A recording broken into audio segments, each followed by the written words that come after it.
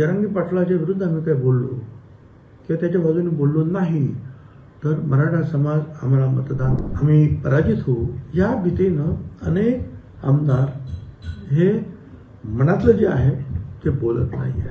माझा हल्ला फक्त जो आहे जरांगेच्या झुंडशाहीच्या विरुद्ध आहे. लोकांची घरं जाळणं, सरकारला दमबाजी करणं, 24 तारखेला नाही झालं तर बघतो आहेत आणि मराठा नेत्यांच्या रडारवर आता जरांगे पाटील येताना हळूहळू दिसू लागलेले आहेत. असं आहे की सगळे येतील, पण सुरुवातीला जे घाबरतात सगळे बोलायला हे लोकप्रतिनिधींना असं वाटतं की जरांगे पाटलाच्या विरुद्ध आम्ही काय बोललो किंवा त्याच्या बाजूने बोललो नाही तर मराठा समाज आम्हाला मतदान करणार नाही. हे मराठा समाजाच्या आमदारांना वाटतं. त्याचबरोबर ते ओबीसी समाजाच्या सुद्धा आमदारांना वाटतं. याचं कारण असं आहे, जसं दलित समाजांना आरक्षण आहे विधानसभा निवडणूक आणि लोकसभा निवडणुकीत, आदिवासी समाजाला आरक्षण आहे लोकसभा आणि विधानसभा निवडणुकीमध्ये, परंतु ओबीसीला मात्र जे आहे ओपनमधून निवडून यावं लागतं आणि त्यावेळेला मराठा समाजाचे उमेदवार त्यांच्या विरुद्ध उभे राहतात आणि मग अशा वेळेला जर मराठा समाज आमच्या विरुद्ध गेला तर आम्ही पराजित होऊ या भीतीनं अनेक आमदार हे मनातलं जे आहे ते बोलत नाही आहेत.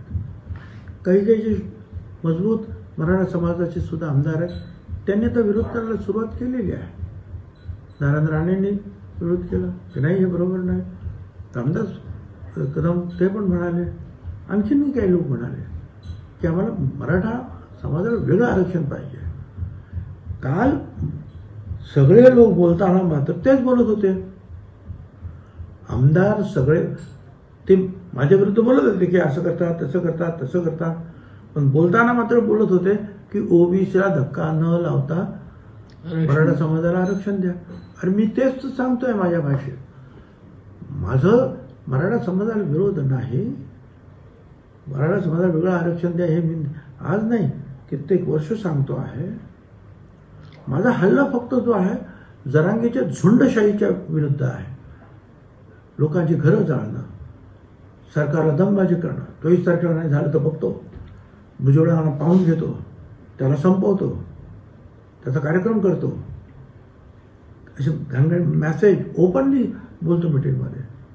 त्या झुंडशाहीला जरांगेच्या माझा विरोध आहे.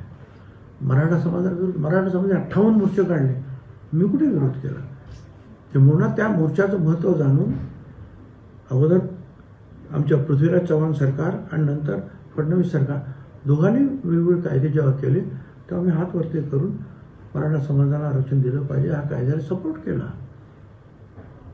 शांततेने मोर्चे पाळत, मी कुठे त्यांच्या विरुद्ध कधी बोललो नाही. पण ही जी दादागिरी तो करतो आहे आणि डिक्टेट करतो, हे कर ते कर ते कर ते करा ते करा ते करा. अरे तुम्ही सरकारपेक्षा सुपर सरकार झालात काय?